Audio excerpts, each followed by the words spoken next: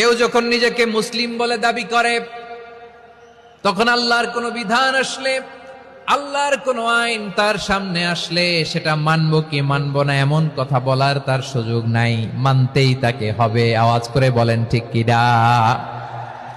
এই আয়াতের পরেই আল্লাহ বলছেন, ওয়ামা কানা লি মুমিনিন ওয়ালা মুমিনাতিন ইযা কাদাল্লাহু ওয়া রাসূলুহু আমরান আন ইয়াকুনা লাহুমুল খিয়ারাতু মিন আমরিহিম।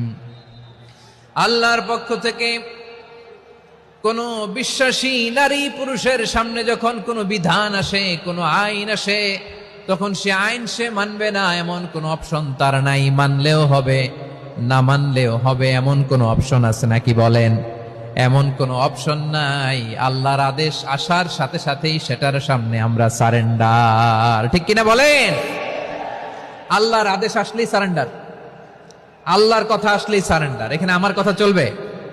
প্রিয় ময়মনসিংহবাসী, আওয়াজ করে বলেন, আল্লাহর আদেশের সামনে আমার নিজের কোনো ইচ্ছা আছে?